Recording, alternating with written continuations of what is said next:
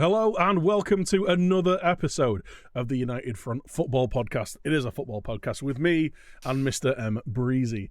Plenty of stuff to talk about. We did take last week off because we'd just seen the first legs of all the European ties. We wanted to give it another week to breathe. And also, I think we just needed a break from talking about West Ham and Man United, to be honest. So we decided to take a week away. We are recording this on a Wednesday, so we have just seen the Wednesday games happen. Liverpool lost, lol.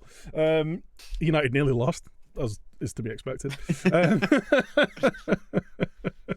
So, we've got plenty to talk about. But as always, we will start off with your football hot takes. We did ask on Monday what your hot takes were for this week. And as always, make sure you're following us on the socials, get involved weekly. You can give us your hot takes, and we will either big you up or bat you down as is required. Do you want to take it away, Mr. Breezy? Sure thing. First one coming in from a regular contributor, Keeney, has asked, in what has been a fairly poor season for Chelsea, I think that's that's underplaying it slightly. Cole Palmer is the one shining light for them. Does he deserve to go to the Euros, and do you think he'll be on Southgate's radar? I think, well, definitely he'll be on the radar anyway. I was a bit surprised. I think we talked about it in the international break that I was surprised he got no game time. Because he has been not only the standout player for Chelsea, he's been one of the standout players in the Premier League and in Europe. Like, I think he's like in the top 5 for goals and assists across all all the top leagues in Europe. Granted, a lot of those are penalties, but you still got to score the penalties, right? And I think his influence on games is undeniable. So yeah, he'll be part of the discussion. I think, as we said at the time, I think he's just unfortunate in that he's in a position where there's a ton of other players who are probably a bit higher up the pecking order, and he might, it might be a case of he gets in there through an injury. But I think players like Grealish, Maddison, obviously Phil Foden, I think they're all kind of above him in the pecking order right now. And he's a very similar kind of player to them, I think. So it's tough, but I think in the one position, if we had any really good, I think we do. I just don't think they're getting the opportunity in the England squad, like young defenders or other players in other positions.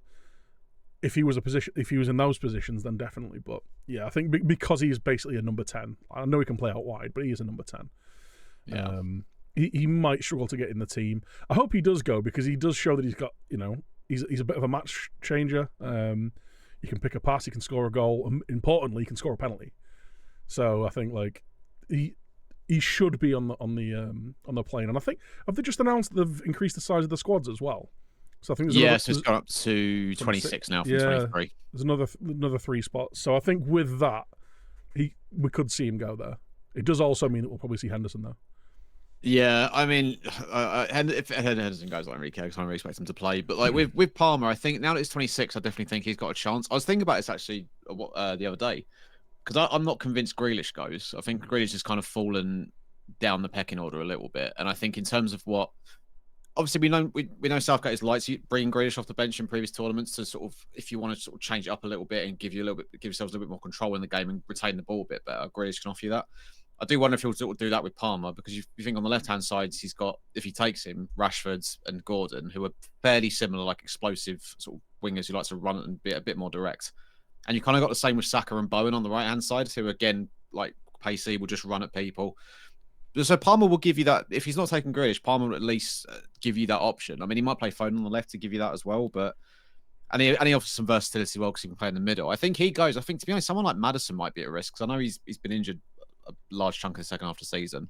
I don't think he's been that good when he has played the second half of the season. Yeah, there's that as well.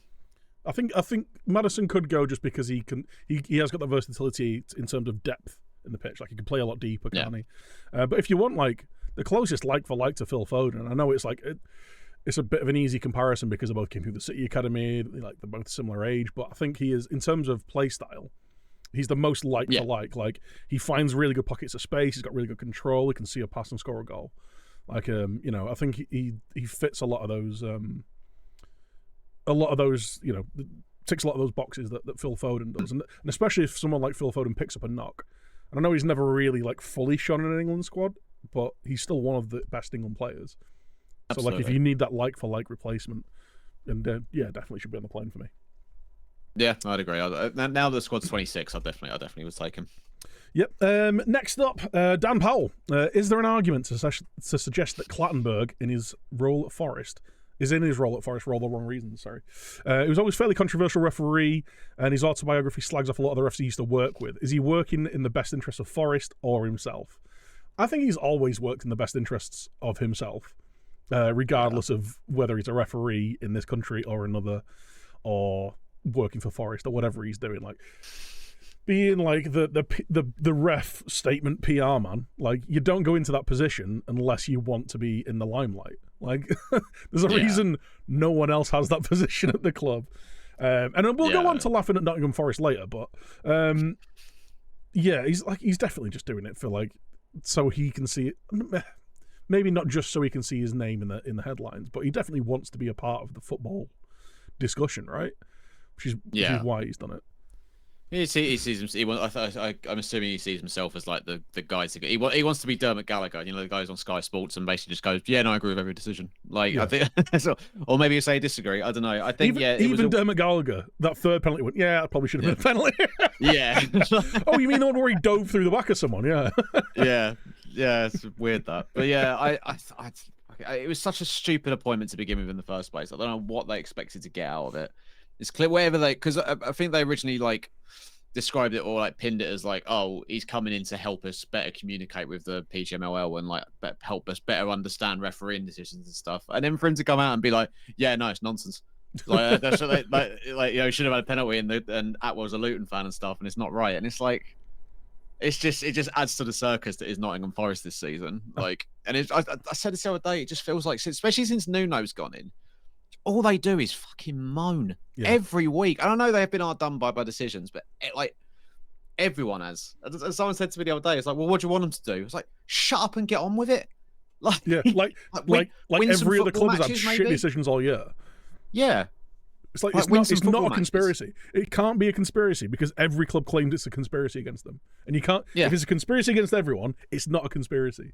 And it kind of like goes into Mr. Cookie's point of like, Forest are in the right to call out the decisions made.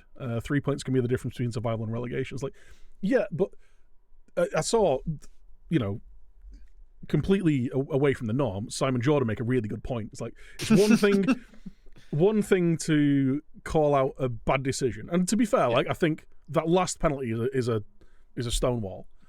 Like, fair enough, hands up. Last one is a stonewall. The other two, I can see why they've not been given. I can see why they would be given. Like, whichever decision's made on the pitch, I can see why the VAR would back it up. But it's one thing to say there's been bad decisions, and it's another one to call basically a referee corrupt. Yeah. Like, you don't get the right to call corruption. Like, you're saying that because he's a Luton fan, he's not making those decisions. You're calling his integrity into question, and that's not on. That's where they've stepped over the line for not just me, but I think like a lot of football fans. If they'd have just come out and said, we've been robbed there, we should have had at least a penalty, I think every football fan would go, yeah, fair enough. It's when they come out and go, he's a Luton fan, he's done it for the reason so that we can go down and they can stay up. That's when you go, hold the fucking phone, man. Yeah. Hold on, right? Like, that's way too far. It's such a stretch. And like, I think Neville said it the other day as well. It's like people have this argument of like, well, yeah, what are they supposed to do? And good on Forest for actually trying to take on the PG, like there's some sort of like, you know, like mafia organization or something. But it's like Neville said, it's years ago, clubs would call out these bad decisions, but the managers would do it. We're now entering a trend where it's sort of the clubs think it's okay to just put statements out with like sort of really empty threats, like vague threats and stuff, like saying like, oh, we're exploring all options. Like, again, came from Liverpool, then Arsenal did it after the Newcastle game, and now Forest have followed suit and stuff. It's like, what are your options? Just you can't take it. That's your option is like, take it. Yeah, it's like, what are you going to sue them for? Making a mistake or making a subjectively wrong decision? Like, because that's all it is at the end of the day. And again, I keep going back to it with VAR. Like, it's the big issue with it. A lot of the decisions are subjective. Like, how one person sees. It's why you get so many inconsistent decisions with VAR. Because how one referee will see like a handball or a foul in the box, another one will see it completely differently. So you'll very rarely get a lot of the same decisions being made twice, and it just leads to people losing their minds and thinking it's some big conspiracy when that's all it is. It's just people making subjective calls and people looking at VAR and going, but VAR's meant to help us. It's like, well, no, because it's still a person. Like VAR isn't like an an AI bot. It's still a person on the other in Stockley Park making that call. Yeah. The only objective thing is someone onside, and has it gone over the goal line? Like, they're the only two definites. Everything else is up to which is why I always say, like, this whole thing could be completely cleaned up if it wasn't the VAR getting in touch with the referee. It was the referee going, "Can I have another look at that? Did I get that right?" And then he can go and make his own decision if he needs to look at it again. When you've got someone saying you need to go and look at that, you put the doubt in your mind and you think, "Oh, I must have got that wrong." Like that, I think just that one simple thing, doing that one simple thing would fix so much of it. And even if it is still a wrong decision after that, then it's the ref that takes the ownership of it. It's that ref that's made that decision. Yeah. And give him the chance to back himself. Let him turn up on Ref Watch or whatever and say, "Yeah, I believe that was I made the right decision because of X, Y, and Z." And like that, and then you can discuss that if you want. But at least it's not four different people making different decisions, in a subjective environment, like you say. Yeah, at the end of the day, if Forest want to stay up, just win more games. Like, that's all you got to do. You should be better. Don't cheat and get points taken off you. I'm 40 players. Just saying. Now, coming off these next weeks aren't off the back of tonight's Liverpool game, which I did watch. But it's well, they could be. Yeah, they very well could be. Kevin has just said, it's not quite. Has just said, "I'm day drinking." You can just imagine what I have to say about Liverpool. Fair enough. And George says there are less than half a dozen Liverpool players who have a secure place in next season's team, which I think again is probably quite fair. With Klopp going and seemingly Arne Slot coming in from Feyenoord next season, another Dutch import, which we've seen work brilliantly for other clubs in the league. So, yeah, I think Liverpool. I watched the game earlier. I think I tweeted out they just look like a side who are just mentally just done. Do you know, like?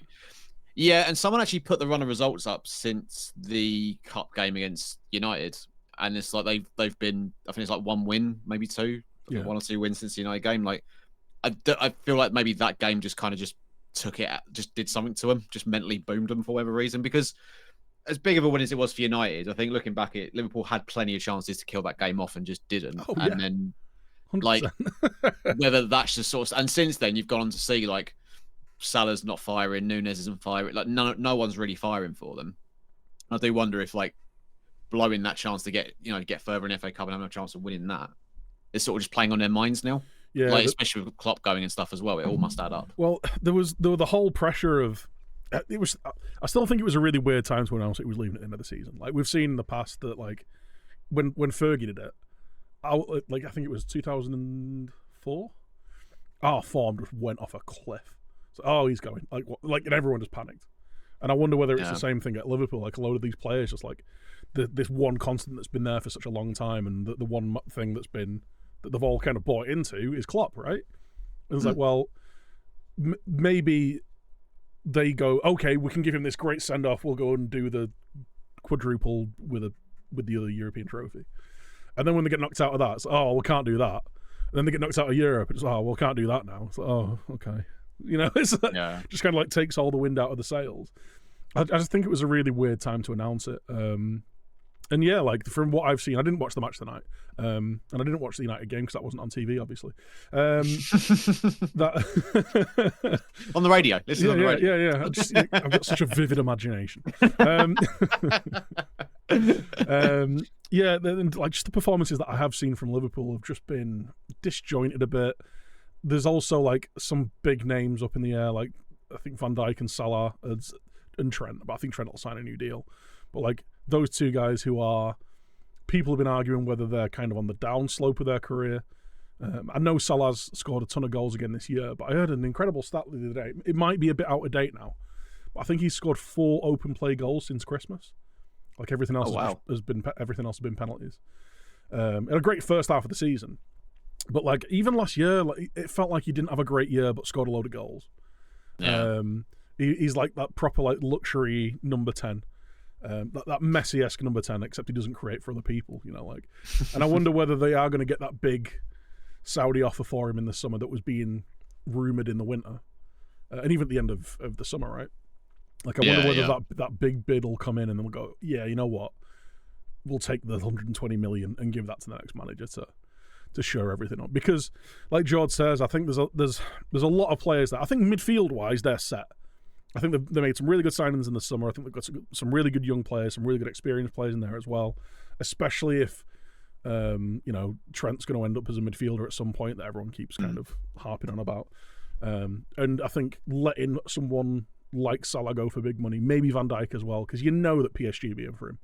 They'd throw a lot of money at him. That could rebuild the top and back of the pitch for him, for their new manager. So yeah, there's rumours as well. Sorry, I was going to say there's rumours as well that PSG. You just reminded me, PSG apparently in for Luis Diaz, and he's not signed a new contract yet. For Liverpool. Yeah, I remember that being a thing in January. Like I think there was a few people sniffing around him in January.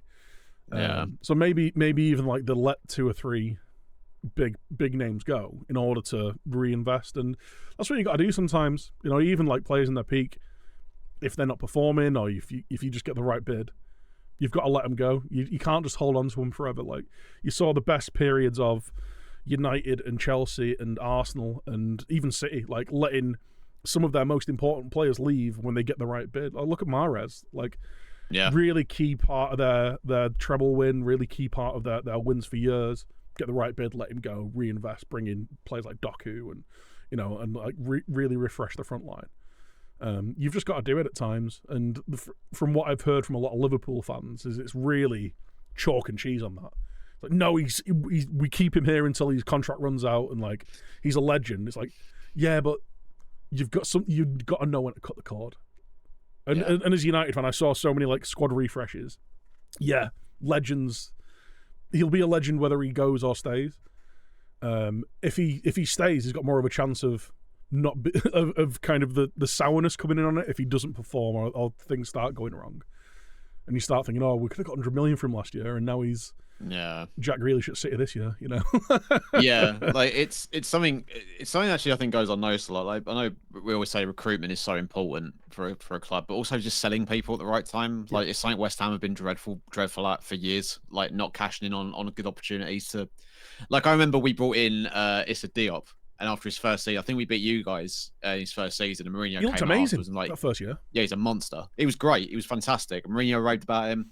And then there was big rumours that United were going to put in a bid of like 70-odd million or whatever. And West Ham, and I've a couple like, oh, we're not going to sell him for any price. And then like 3 years later, he form dropped off and we sold him to Fulham for like 10 million. Yeah. And it's like, you got to cash in when the opportunity is right sometimes. Even if they are good players, like that money is going to be so much more important than the player in like over the course of the next 3 or 4 years, right? So yeah, I think it's something that goes under the radar. Even just the money that he's on when I'm talking about Salah, like if you give him another 3 years at what 350,000-400,000 pound a week, like that's a lot of money to be paying for someone who is on the downslope of their career. And speaking of players who stuck around for way too long and leaving on a free, I'm a United fan.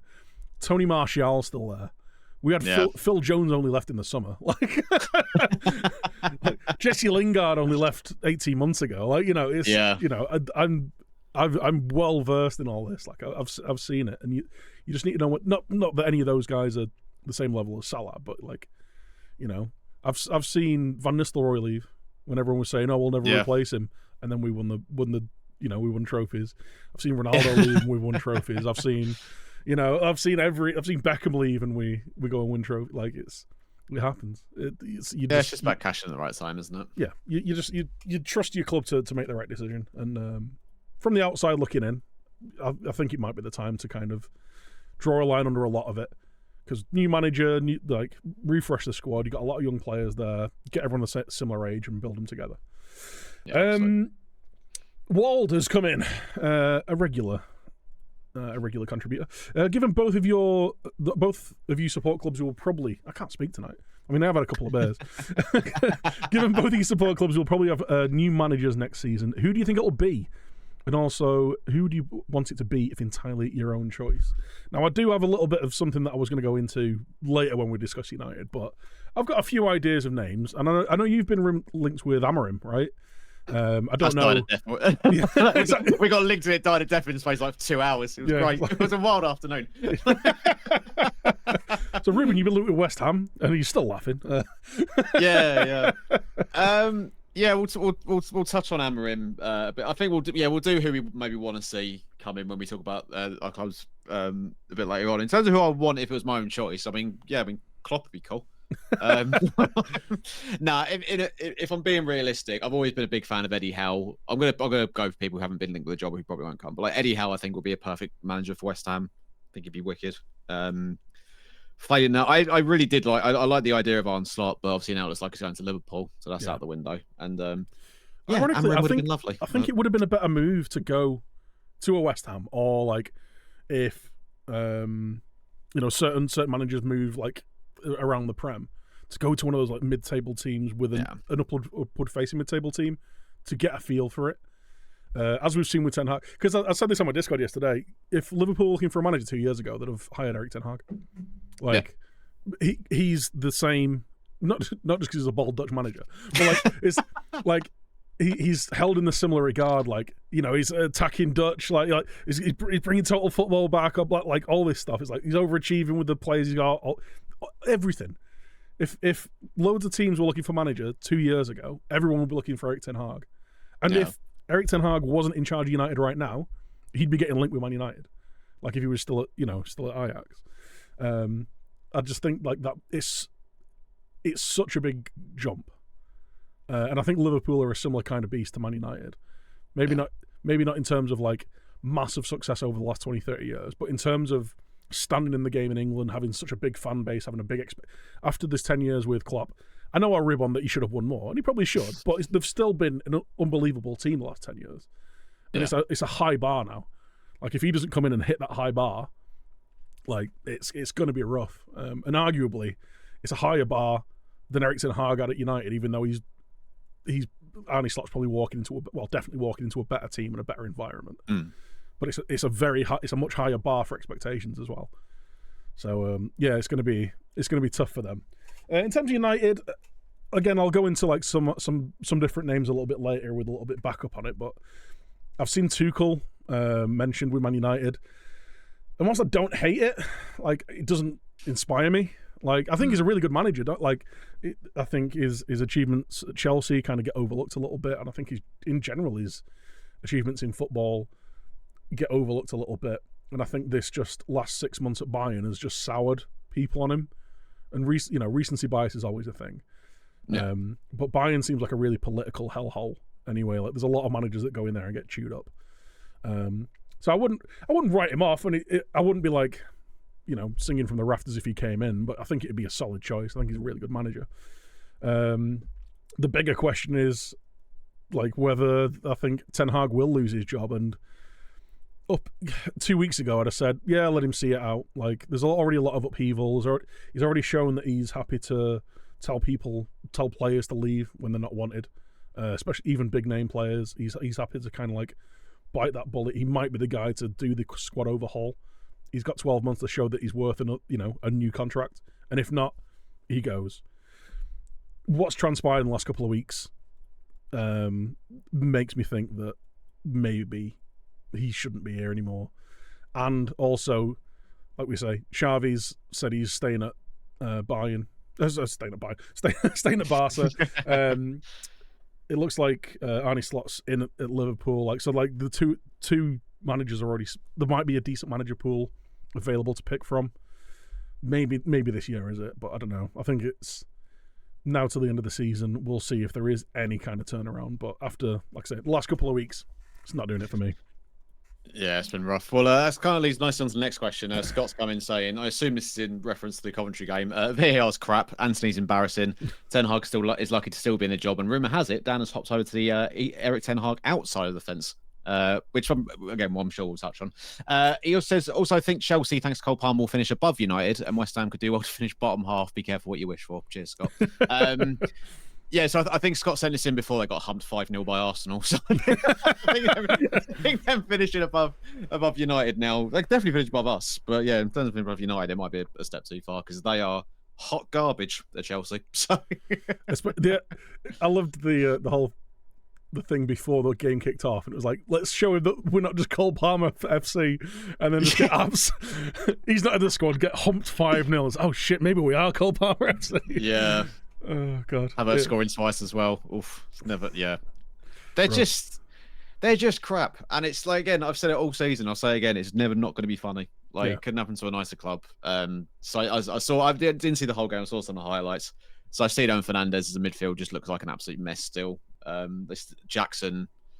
I said this last night on my stream. Jackson would be fine for like a Crystal Palace or like an Everton or a mid-table side, but like he's You just say not that good enough. Mateta scored 7 goals in his last 10 games. I don't think he would. Very be. true. Incoming £100 million bid from Chelsea in the summer for Mateta. He's just not the guy that Chelsea needs. And like, you go on Twitter and see all these Chelsea fans being like, "It's fine, we'll buy Gyökeres for 100 million." It's like, I don't think you can spend money in the summer, so I don't know how that's going to happen. Yeah. But yeah, long may it continue with Chelsea. At first, always good to mention them, just because I need to remind people how funny it is. So yeah, it's always good to have a laugh at Chelsea. At least through the constant misery that is our footballing lives, there will always be the punchline that is. That's Chelsea. exactly it. That's exactly it. At least Chelsea are there to sort of make everything else a little bit sweeter for us. So shout out to them. Cheers, Todd. Finally, Red 4 has come in and said, looking back on the season as a whole, who's been the flop signing of the season and flop team of the season? For me, it's got to be Lavia from a player perspective, and Burnley as a team thought they'd been better than they are. I think it's tough to say Lavia because he's not really been given the opportunity to flop. He's been injured as well. He had a load of injuries, and he's not had any game time. So to call him a flop, I think, is rough. You can definitely put Caicedo in there, though. Like British Premier League record signing, 115 million was it, and looks not just like average, like bad. Like he's just not been good, and you can maybe look at that as the wider Chelsea fiasco. But even so, you'd hope that your record signing is going to offer a bit of stability there. Like your record signing is going to be the one difference. And it's been the 30 million or 40 million however much they spent on Cole Palmer. That's been their signing of the season. Burnley, I could probably get on board with that. The thing is with Burnley is it's been a weird thing, and I think it's all Vincent Kompany's making. They came up, he got rid of half the squad, and then brought in a load of players that no one's heard of. I think they got the youngest squad in the league, and it's just gone terribly. It's like, well, yeah. when you look at it under those circumstances, yeah, probably. Flop team of the season, I'd probably put Forest in there, because like I think they had a solid year last year. I thought they'd made some decent investments in the summer, and they've just underperformed massively. Obviously, changed managers, and there was a little bit of an uptick in form, but they're right down there in terms of, not just in terms of results, but performances as well. And we can talk about VAR, but yeah, like you're down there for a reason, and it's not just the 4 points that have been taken off because of breaking rules. I think they've had a really disappointing year. United, obviously, like I think that's just compared to last year. The thing that throws me is like the thing that we set up on so well last year was being solid. Like we were solid without being spectacular last year, and this year we've just been absolute Swiss cheese. So I just and we've fallen down the table. Like we're back in 6th. I have no idea how we're that high up the table. I saw an amazing graphic the other day where on expected goals we should be in a relegation expected points. Sorry, we should be in a relegation fight. That's insane. Yeah, we should be comfortably bottom 3rd. Like it is nuts. Yeah, we're like there's the 3 standouts at the bottom, and then like we're about where Everton would be if they hadn't had their points deductions, or maybe even below Everton. It's insane.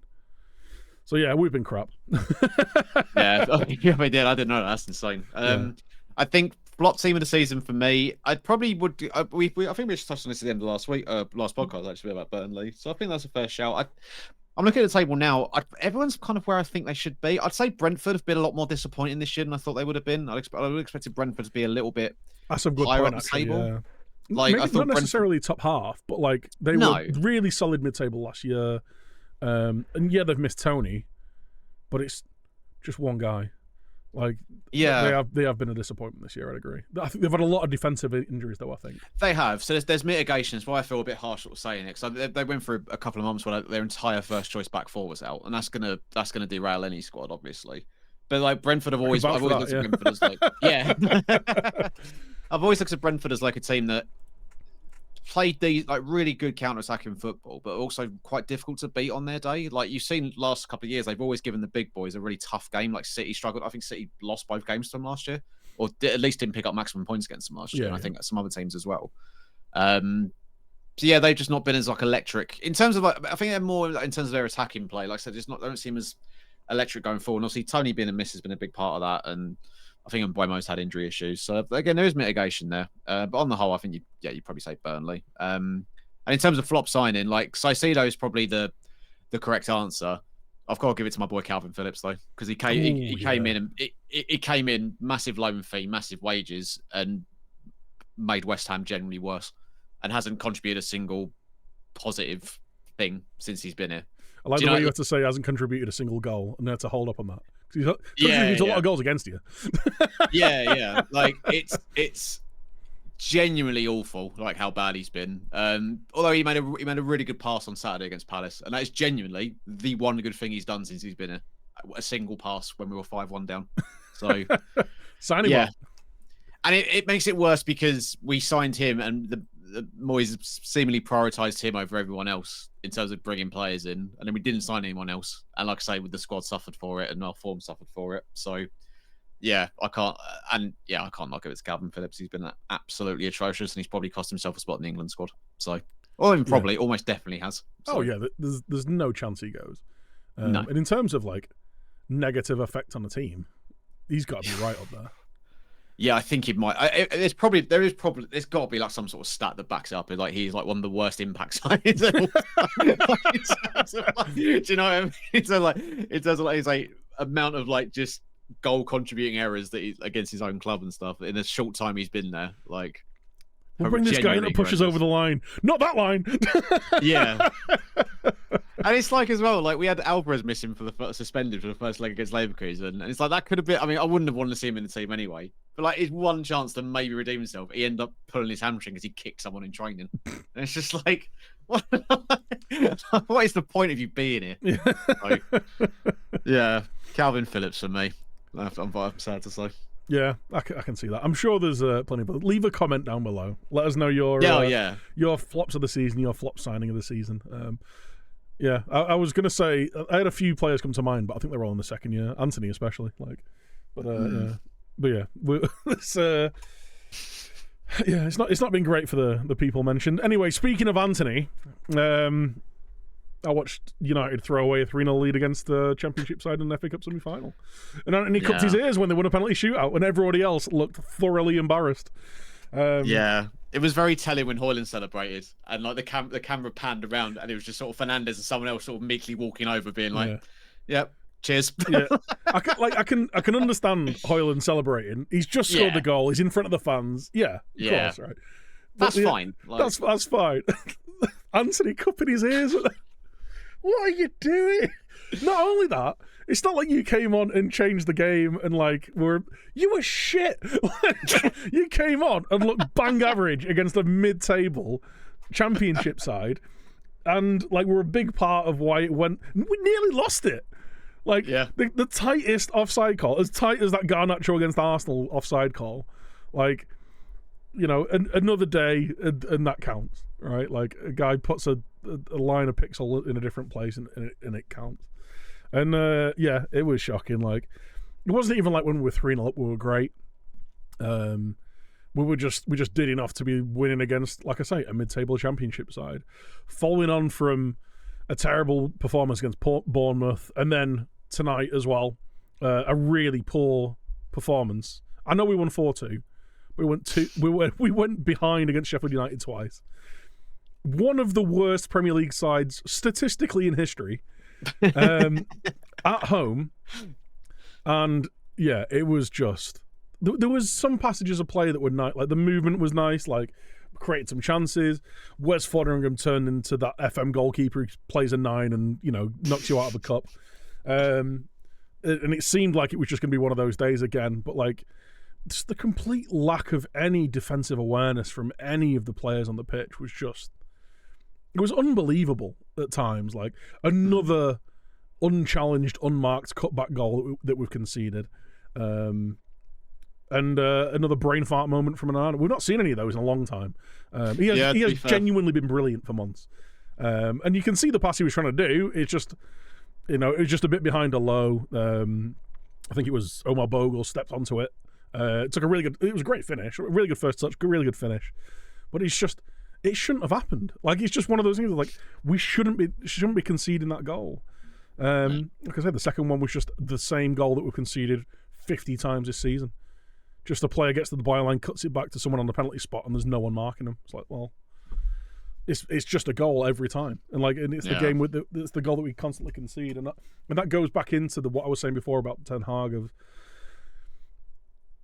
I have crossed a little bit into the Ten Hag, or at least I've crossed into the if he goes, I'm not going to be gutted. Yeah. Like, if he stays, fair enough. I can see the reasoning behind it. Like, there's already a ton of upheaval. There's an entire new backroom staff. There's going to be a load of players moving. There's a guy with 12 months on his contract. Maybe see what he can do with a fit squad and a few new players. And if not, then his contract's up anyway. If it doesn't work, his contract's up anyway. Then we move. Because he has shown in the past. He showed last year, and he showed at Ajax. He can coach a side well. It's just gone to shit this year. But the thing that's telling for me is like the amount of times that I've seen that exact same midfield dynamic, that exact same striker dynamic.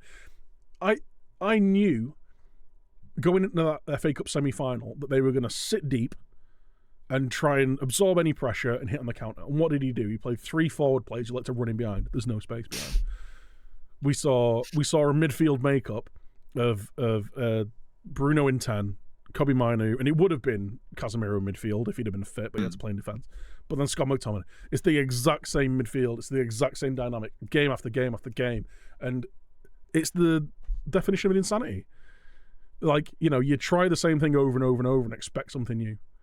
And it just doesn't come. So, like my sympathies have worn. They're not wearing thin, they've gone, like, with him. Because...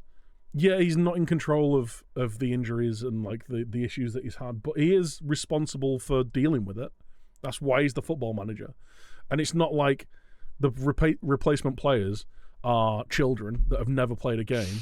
They're all multi-international players. Like, granted, there's some young players there.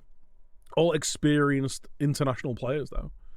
So, like, he should be getting more out of these players that are coming in. It's like, I can't...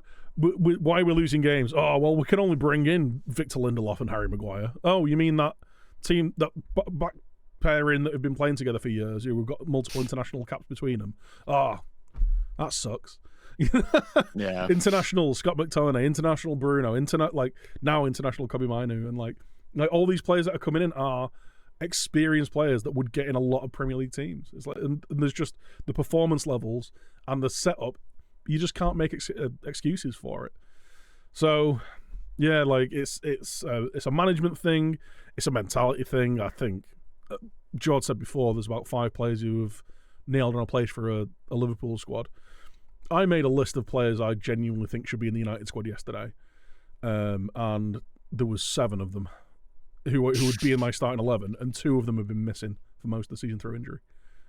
I'd keep Mount because he's not really had the chance to show that he shouldn't be there. And I think Lisandro Martinez is a big miss. I think he's a really good player. Yeah. Other than that, there was 5 players.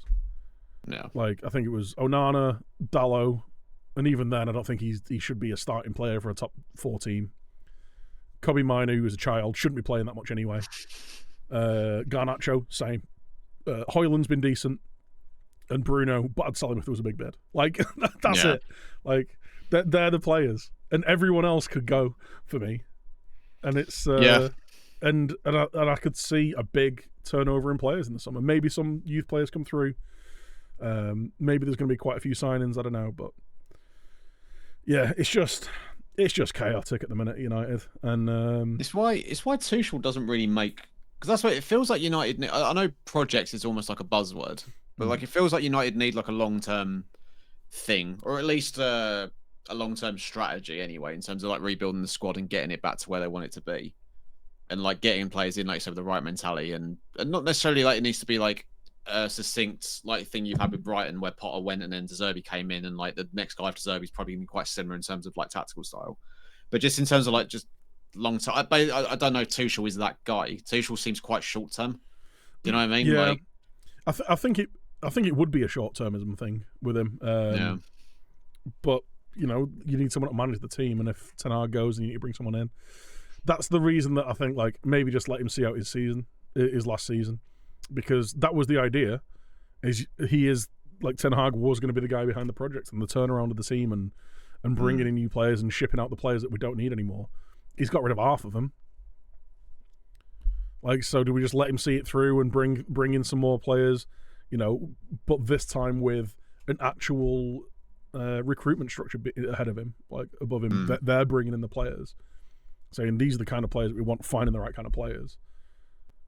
Yeah, he'll have a bit of a say in it, but like maybe you give him another season and then it's like, okay, well, shit, I get off the pot now, innit? Like you either get to the point where you're challenging for top 4 or leaving challenging for a title and going on another cup run and showing that it was a blip season, or it continues and you go, all right, well, you've shown that you're not worth keeping on. We go for someone else.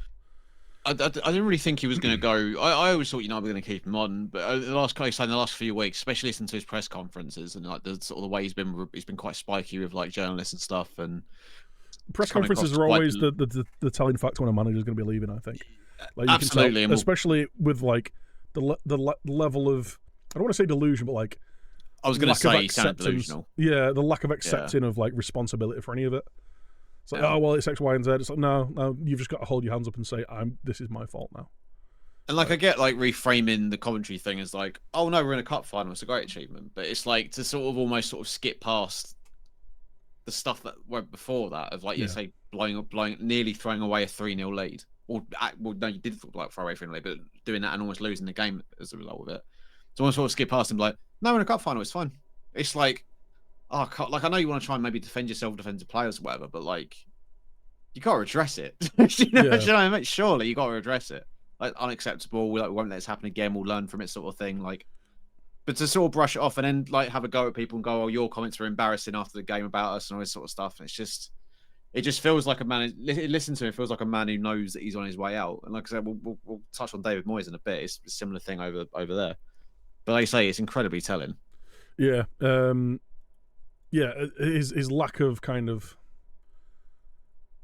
just ability to admit that things are wrong, like that's the worrying thing. And it's one of the things, like, people always have a go at Bruno Fernandes. Oh, he's not captain material, he whinges too much, he strops too much. It's like the guy shows that he cares. He always puts in a ton of effort. He looks like he cares, and you can tell in his post-match interviews, like, he knows where United should be and what they should be aiming for.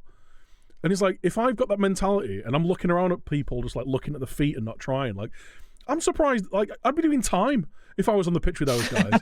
like the guy's gonna have a fit. Like, he's gonna have a strop. It's more the frustration of his own players than anything else. Like, I bet that builds up inside of a guy. Like I say, like, you hear about players, acting like they're playing on the beach. I wish my players were on the beach, like Normandy. Like, I've had enough of them, or like half of them.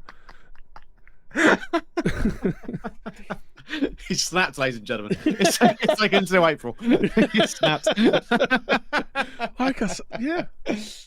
like, the guy at least shows that he cares. Like, he actually has a bit of like professional pride. And he's looking around at players that just aren't doing anything. It's like, like I say, like I'll forgive him for having a strop, because I'd be doing worse. So, well, you mentioned potential new. So if Ten Hag was to go, you did mention potential new managers, and you had some ideas in mind. Like, who are you thinking? If it happens, I mean, there's the obvious names. Like, Amorim's like the really hot name for a lot of people.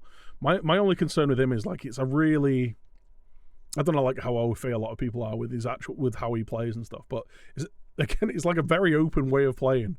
It's like there's a lot of vacating the midfield, and I've had enough of that. So, but like, he's obviously a very young, talented manager. He's doing great things over in Portugal. Maybe he could step it up. But again, like, I don't know how that translates from going from a big team in a smaller nation to like the biggest team in the Prem. There are quite a few managers that I'd like you said before, the project kind of buzzword. If you go in that route, then I'd like to see someone like a Thiago Motta or a Marco Rosa from RBL. Thiago Motta's doing great stuff with Bologna in the Serie A. He's like really highly regarded around coaching circles in terms of like up and coming managers who might be one of these like next tacticista kind of people. So if we're going down that route of getting into we're going to give him a 5-year contract and we're going to let him kind of cook. Thiago Motta, I really like what Rosa does at RBL. I think he played like a really intense style of football. Obviously they've got a really good squad there, but United have got a good squad. And I think if you're going to build for that kind of football, he's one of the guys you should be looking at. Edin Terzic, similar kind of vein. In a bit of a turbulent squad. I think he's been a good manager at Dortmund. I think obviously like kind of the fluffed at the end of last season, but I think he's done a good job. He's done all right. From what I understand, Dortmund fans hate him. Yeah. From what I understand. I follow a Dortmund fan on Twitter and he fucking hates him. Yeah. Fair enough. But he's at a big club in a big nation. Like I think he'll understand like the pressure of things. He can get performances out of players who are big name players. There's an outside name, Yagoba Asante from Osasuna, he took them from the second tier of Spain. First season got a mid-table. He's got them into the top 8. They're in Europe now, and they play like a really good, attractive style of football. I think he's like late 40s or mid to late 40s, so he's still pretty young. Just one of those managers who's proven that you can do something with not a lot. If you like, again, if you're going to go down that kind of that project thing, and he's not a big kind of media hog. He's not going to from what I understand. Obviously, I don't speak Spanish, but he's quite kind of downplays quite a lot. He's quite not a big kind of flashy humble quotes kind of guy. Yeah, quite humble bloke. Yeah. And I think if you want someone to come in and just set things up well and manage things and coach a team really well, he could be a really good option. And then you got the usual big hitters knocking around that we'll probably hire Zidane, then realise that he was good because he had the greatest team in the last 20 years. Yeah, I have Tuchel and he'll fall out with the ownership after 6 months, which seems to be. To be fair, I think Tuchel and the Glazers could be a match made in heaven. To be fair. Yeah. Comes out to a press conference with a green and gold scarf. Get him in. Yeah, I feel like the fans doing something like that. I understand the links with Tuchel. I understand why United would look at him and go, "Yeah, he could be the guy." He's still fairly young as well. This is the thing. Yeah. He's just done a lot. He's done a lot of big clubs. So I think people might not view him as that. But he's been at a lot of basket case clubs though. He was at thing. PSG, Chelsea, Bayern. There's only so much. Although he did fall out with everyone at Dortmund as well, didn't he? Yeah, it's the thing, right? So yeah, it's a difficult one. But no, some interesting shouts. Definitely not names that I don't think anyone would. Unfortunately, I don't think anyone at United would probably even consider either, to be honest. But yeah, Arasante is a proper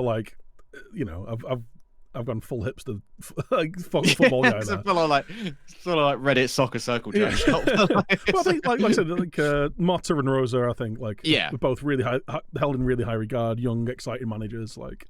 Nagelsmann would have been in there, I think, if he hadn't already. I think he's already agreed to Germany. He has, contract, so that's unlikely. But that's another reason to I think maybe hold on for another year, see what happens in the fallout of. What happens next year? Maybe next year, managers that have just moved in the last 12 months or so will be available or kind of moving on, or see what happens, because all of those would be good. There'd be good options, but none of them are we need to go and get this guy. Yeah, there's no one like that right now. Whereas I think if a Nagelsmann becomes available, or whoever, then yeah, I'd be up for it. No, fair. It's going to be. So that's a no on Gareth Southgate? Oh, yeah. Oh, yeah. He's a nice bloke, but, Never believed it. I don't think for a second that United will try and get Southgate. I don't think he'd take it either. I think I said before. I don't think he's a club. I think he will. He's not. I don't think he's. oblivious enough to take that job. Yeah, Because he'd be very aware of how much nobody wants him there. yeah, that's the thing. Like, you'd have to have a pretty big ego to go, yeah, no, this is fine. Yeah. I don't think Southgate's got that type of ego. Watch him come in and win the treble. Oh, mate, imagine.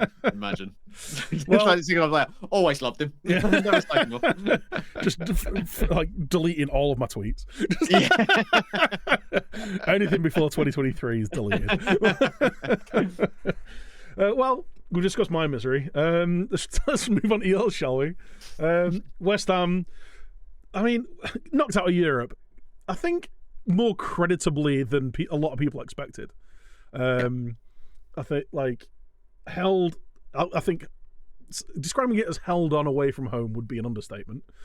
Even though you lost 2-0, I think it was... Yeah. There's one-way traffic and there's that. But gave yourself a chance in the second leg and almost did it. Almost did the Davy Moyes thing. So I think a creditable knockout against the team that is still unbeaten. Yeah, no, I get it. Like, it's there's other frustrations. It's but a mixture then of the like... juxtaposition of that to the 5-1 against Crystal Palace. That was... Ooh, that was a hard... I've only watched the highlights, and that was a hard watch. I can't imagine watching 90 minutes of that. Yeah, I barely did, to be fair. Through your fingers. When the fourth went in, I think I had the commentary game on. Fourth went in. I muted my radio for the Palace West Ham game. I just literally turned to my monitor and just started watching. Every now and then checking back. Oh, it's 5. Okay. Terrific. Yeah, no, it's been a rough couple of weeks. Can't lie. The thing with you, I'll touch on Europe very quickly. Like, it's a mixture of pride, frustration, disappointment, and a little bit of anger. And I think that kind of sums up my season with West Ham, to be honest. Like, that first leg, I get the approach. I really do. They're a really good side. And I get the approach of like trying to keep it tight for the first leg and take it back to the second leg at home where you can nick something. And it nearly worked. But you also can't, like, I think to also sacrifice attacking entirely in the first leg was a mistake. Like, I think we had one we showed early on we had a chance to get him. I think our one shot was a really good chance for Kudus, and Antonio looked like he was on it. Like, if we wanted to, we could have created a few more opportunities without leaving space in behind us, whatever. And second leg, the first 45 minutes of the second leg is probably the best I've seen us play all season. It was like we had them rattled so much so I think Alonso subbed off one of his defenders after like 20 minutes because he was just they couldn't make a pass. They kept knocking out a play. Like, we had them. But Taylor both legs they had a bench and we didn't.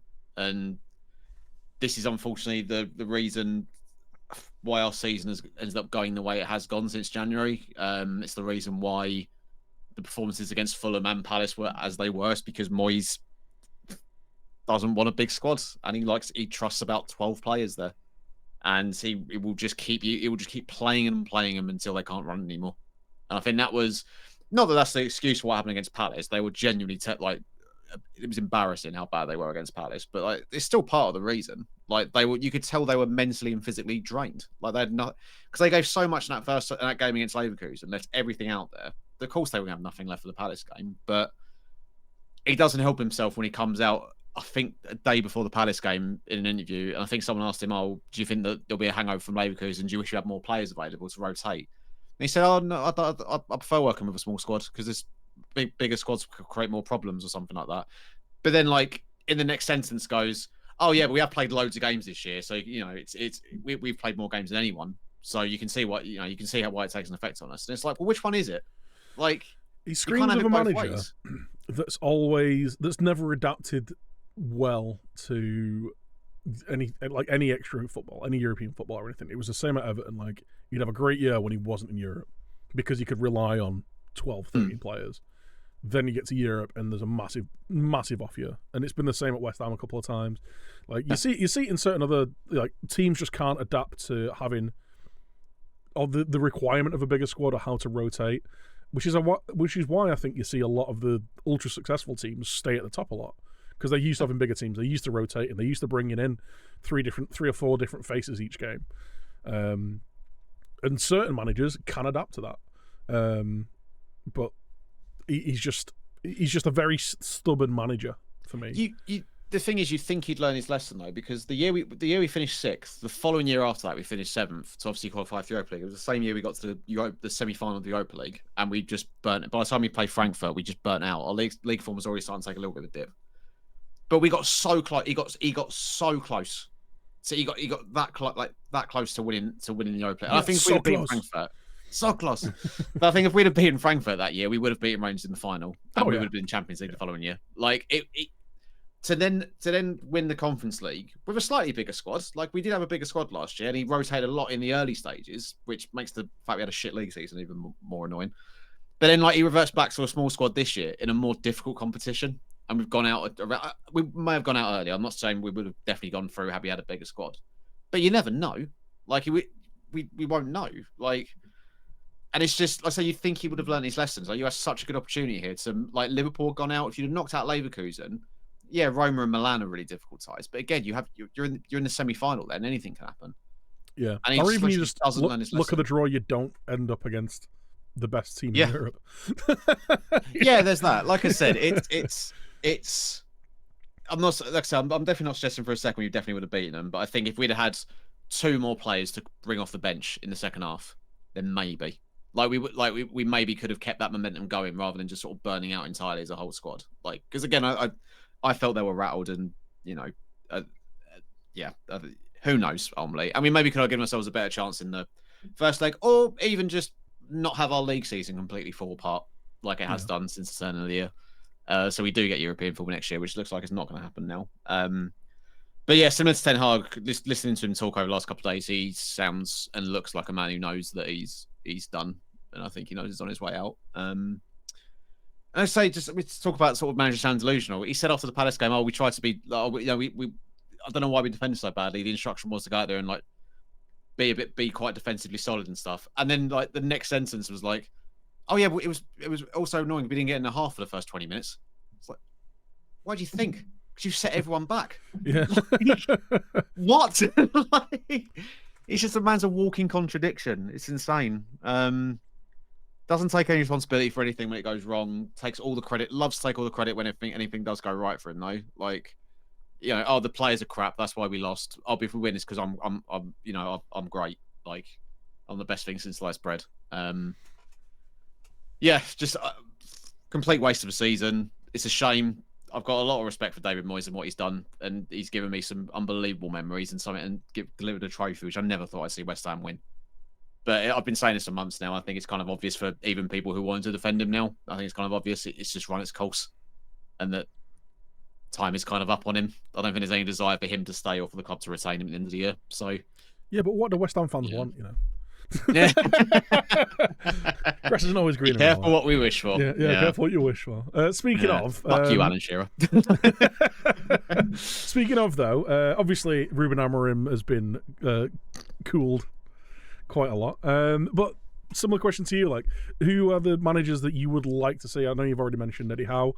If Newcastle do bite the bullet and another loss for them tonight sees them slip further down the table, I wonder whether they might pull the trigger on him. I think he'd be a great kind of appointment for you guys. I think he's shown that he can not only set up a defensively solid squad, which was always his criticism when he was the Bournemouth manager, right? Like, too defensively open. He's shown he can be defensively solid. Newcastle last year were phenomenal.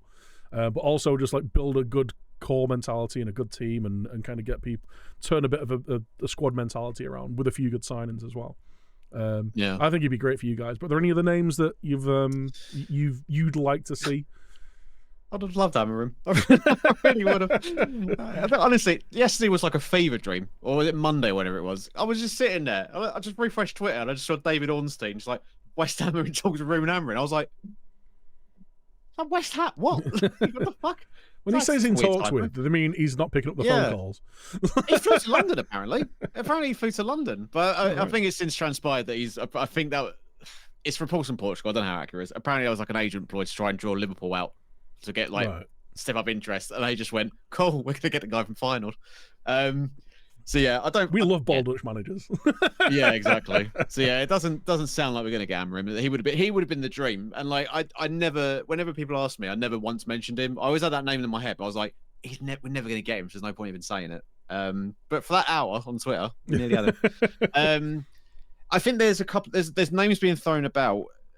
I think the two at the moment, from what I understand, sort of reading the constant leaks that are coming out of the football club over the past 2 days, I think there's two names that are kind of the favourites, which would be Julian Lopetegui, which, he's good manager. I think it's kind of like you were too, sure. Like good manager, doesn't really not that inspiring. And I don't, from what I understand, I don't think the style of football is that much different from what David Moyes does. Yeah. Which, if that's the main complaint of the fan base, and it is, because the football under Moyes has been quite turgid this year. Like, whilst Lopetegui might be a better version of that, I don't know how much of an appetite there still is to watch like defensive low block counter-attacking football for another however many years. Plus, he falls out of everyone wherever he's been. Like, got sacked by Real Madrid after like 2 weeks, whatever it was. Got sacked by Spain because he wanted to go to Madrid. Like, threw his toys out the pram at Wolves because he didn't get back to the transfer market. Like, I don't know. It doesn't really feel like the right fit for me. The one I'm quite excited about though is Paulo Fonseca at Lille, who I think's out of contract in the summer and rumours to be actually really interested in taking the job. I think he's got Lille up into third this year. Like, their defensive record's really good. Plays a good brand of football.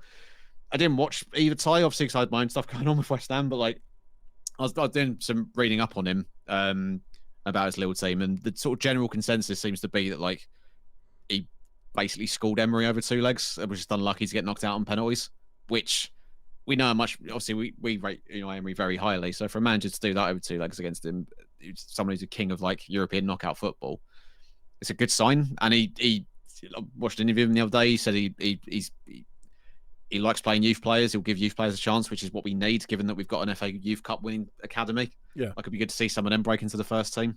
No, so I think for me, he can bring one of those kind of managers in who's like going to go. Yeah, even if it's not like you're a part of the main teams, like you're gonna get 20 games this year, like off the bench maybe. Like, well, bearing in mind that we're letting a bunch of players leave, like Aaron Cresswell, Ben Johnson, Divine Mabon, like a bunch of homegrown players are going to leave the club this year. Like, we are going to be dangerously short on homegrown players. So I think to get someone in who's going to play youth and maybe pluck a gem out of the youth academy to the point where you go, oh, we don't need to buy for this position because we've got like a Lewis Orford or we've got a Caden Casey at centre back or whatever. Like, I think something like that would be really, really good to have. Like I say, it just seems to tick all the boxes, and I think he would be a bit of a breath of fresh air after 4 years of Moyes. But we'll see. I think he seems to be the best fit currently. But I am slightly worried because rumours that Sullivan really likes Lopetegui, and I'm like, I just don't know. I don't think he'd be bad. Like I say, it's just not, that doesn't excite me the way Fonseca does. You know, just get Mourinho in. Yeah, that's been rumored a few times, but that's the only way to follow up a Moisey appointment, I think. yeah. I don't think I'd renew my season ticket if Mourinho. I'll be honest, I don't think I have it in me. I think it'd be for a year of Mourinho football. Yeah, it'd be great for the press conferences, but that's about it. Yeah, the inevitable like blow up with David Sullivan after 6 months would be like box office. Yeah. It just feels a bit like we should, when we look at what Spurs have done the last couple of years and gone, yeah, don't do that. Look, what they're doing now. That's great. Don't do what they did before and get like, a name just for like because it's a name. Like, go hire an Australian manager that knows how to lose games. Speaking of losing games, Arsenal and Liverpool have both dropped out of Europe. And dropped points in the title race as well. Obviously, Arsenal with a massive win last night as well. Liverpool losing tonight, though, against Everton. That might be curtains on their title campaign. Obviously, still a lot of games to go, but I feel like with the pace that top of the table are going at, dropping 3 points against... I mean, I haven't watched the game, but from some of the people on my Discord that are Liverpool fans, it was an incredibly frustrating evening where they just got totally dashed. They got bullied. I think they just got bullied. And I said at the top of the show, they look like a team who just... I don't mean this in the sense that like they're downing tools. You see this... I think there's a little bit of this Arsenal like last year when they sort of their little run. I think they're just mentally checked out. Yeah. I think the last couple of weeks has taken a lot out of them. Like we said, the Cup exit, the European exit, and then losing to Palace. Like, it almost feels like they've accepted that it's not going to happen for them this year. Yeah. And if anything, they might play with a little bit more freedom between now and the end of the season. But yeah, it's just going to be incredibly difficult for them to pull it back now, I think. Yep. like I say, Arsenal with a massive win against Chelsea yesterday, but it's Chelsea, so everyone beats them. Good win against a mid-table side. Yeah, good win against them. Solid victory. But it looks like it has kind of turned into a two-team title race. I've said a few times, City don't look as imperious as City have done in the last few years, but I think they have got a bit of an easier run in. And it's going to go to the wire, I think, between Arsenal and City. Obviously, like I say, they did drop some points, but I think if City win their games in hand, they'll be 2 points ahead of Arsenal on the same amount of games. I think it's going to go likely down to the last day, which at least is some kind of entertainment for the Premier League season. Yeah. Along with the likelihood that the relegation fight is going to be decided close to the last day. I think the win for Everton tonight actually probably keeps them safe. So it's definitely going to be a Forest Luton. I don't think there's going to be many neutral fans supporting Forest in that. No, man. Fucking even Burnley, like they're only 3 points off. Actually, massive win for them the weekend. Like it's. I don't think they're going to do it. I'm going to try and find the graphic. But I saw the run-in, and they've got a very tough set of fixtures compared to the other sides. I think actually, annoyingly, I think Forest have the easier running out of all the bottom three. It's annoyingly. Yeah, I mean, Forest last year they kind of had me. I liked a lot of the players. I like the manager. Even though their owner is obviously a bit of a, I don't want to say a controversial figure, but he doesn't fucking lunatic. Yeah, he's just a nutcase, isn't he? But I kind of I had that feeling for him last year. It's great to see Forest back in the Prem. Honestly, the last 6 months of Forest has just made me go, don't care if you go down. Don't care if you go down 2 divisions. They've burnt a lot of sympathy bridges with, like I said, not just myself. I think a lot of football fans are just yeah, done with you. The crying foul, the pleading for we're being, we're the victim. It's the victim complex thing of you've got yourself in this mess. This is no one's fault but your own. A penalty at the weekend, if all goals go in, you still lose 2-1. So quit whinging and play better. I've just got the run in here. So obviously Everton we know is safe. So I think Forest have got Man City at home next, followed by Sheffield United away, which is a massive game. Chelsea at home, which you would probably on current form back them to win, and then Burnley away, last game of the season. Which if it's still as tight as it is, that's the one I'm watching. I'd love Sheffield United to do the noble thing and take Forest down with them. Yeah, hopefully that Forest don't get 3 penalties. Yeah, and Sheffield United get a non-penalty to win it in the 93rd minute. So take Forest down with them. I'd buy a season ticket. I wouldn't even go. I think Burnley have got United away. No comment. Newcastle at home, Tottenham away, and then Forest at home. So I think you're not having United, Newcastle, and Spurs back to back is, I think, a bit too much for Burnley. It's difficult to see them picking up enough points there, to pull it off. And then Luton have got Wolves away, Everton at home, West Ham away, and Fulham at home last game of the season. So it's not the most difficult run-in, but still tricky. Luton have got the toughest run-in. But I'd argue they're the better. They play the best out of those bottom 4. As in, they always seem like they're there or thereabouts in terms of effort. Whereas a lot of the other teams, I don't want to say Burnley don't try, but they just seem to fold a lot. Whereas Luton, it's always 2-1, 3-2. There's a lot of fight in there, so it could go anywhere. It is going to go probably down to the last week or 2. So I'll probably be watching whatever game I can at the bottom end of the table. Yeah, I don't even know what's on TV, but I'll be watching it anyway. I was going to say, it feels generally accepted that after they got battered by Brentford, that's I saw a lot of the pundits and stuff well, that's them gone. And it's you say, you look at the table and it's they are only, I know Forest got point deductions, and without those point deductions Forest had, it probably would be a bit too much. Like I said, they're only a point behind Forest, and if Forest continues to implode like they seemingly they're palpable to, You just never know. Again, they've got like Forest have got City at home next. They're probably going to lose that, and then Luton have got Wolves away. Wolves haven't won in their last like 6 games. Like I know Luton's and they've record got no isn't players, great, and all their players injured.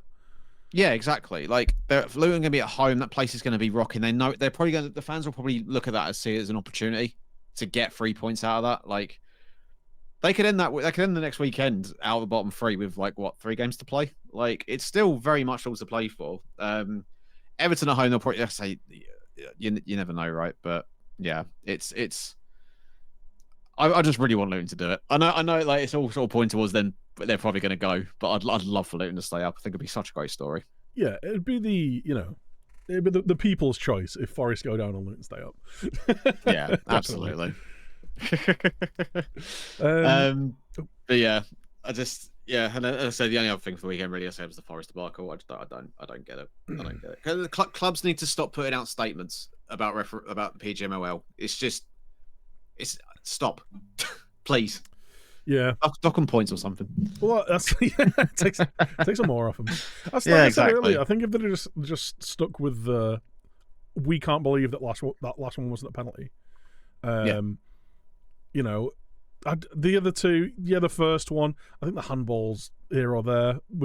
We saw 2 examples in the FA Cup that were like the exact same thing. One was given, one wasn't. The Jack Grealish one, I think, is a more obvious handball than the Aaron Wan-Bissaka one. Maybe I'm being biased, but he sees it, brings his arm in to stop the ball. Aaron Wan-Bissaka's his back arm doesn't know where the ball's going. But either way, like it's basically the same thing that happened to Ashley Young. I do find it hilarious that all 3 penalty claims were against Ashley Young, by the way. Yeah, all 3 of them absolutely wiped one guy out at the end. Like the first one is the one that's like the most dubious one. I must have watched it 10 times, and I can't tell whether he toes the ball out of the way and then catches the guy, or whether he kicks the back of the guy's foot and that's what forces the ball away. So, like, if we're watching it that many times and still at the end of it you go, I have no idea, then the decision stands, right? Like, that's how it's supposed to work, right? It's another one, isn't it? You've seen them given, you've seen them not given. Yeah. Like, it's... But what they did is they lost all sympathy from me and from what I can tell, most of the footballing public, when they just come out and start claiming corruption and it's because he's a Luton fan and like I say, basically calling a referee a cheat. But you can't call you can't question the motives of referees. Like they're professional. They're going to do it, regardless of which team they support. They're going to try and do the right thing for the game. Like that's just the way it's going to be. Like and to call that into question, I think I think it's just playing into the cesspit of football social media. They knew what they were doing. Like they're just trying to rile up like a bit of a pitchforks gang to go out and try and like make it a horrible experience for them. They know they're probably going to incite a load of hate reactors against this ref as well. Like.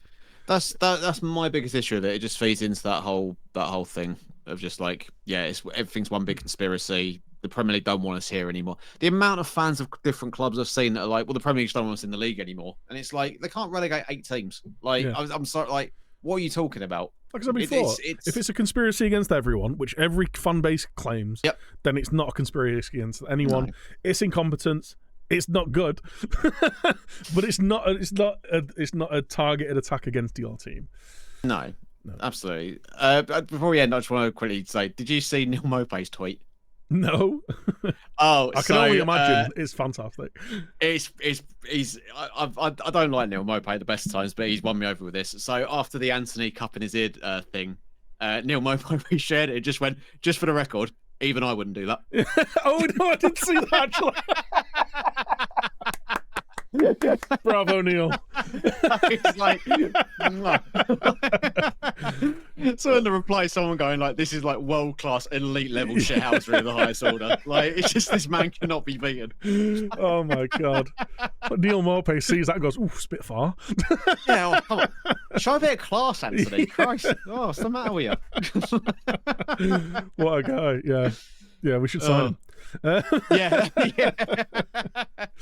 Anyway, on that note, I think we've covered most of the things. We didn't dwell too long on the depressing notes of our teams. But again, another bit of online therapy. So thank you so much, guys, for tuning in. That will wrap us up for this week. We'll be back next week at some point, most likely, and things are all going to hot up in the run-in to the league season. I feel like we should at some point have a little bit of a look over the Championship and the other leagues. I know we focus a lot on the Premier League. Maybe a little bit of a touch on the Championship and things that are going down in the other 72 teams. And we've got the European competitions as well, getting into the business stages and stuff. So exactly, semi-finals now. So lots of football to talk about, and then obviously we've got the Euros, which I can't wait for us to be underwhelming in. But as always, guys, thank you so much for choosing in. Don't forget, if you are a Forest fan, kicking off, you're a knob. We'll see you next week. Up the derby.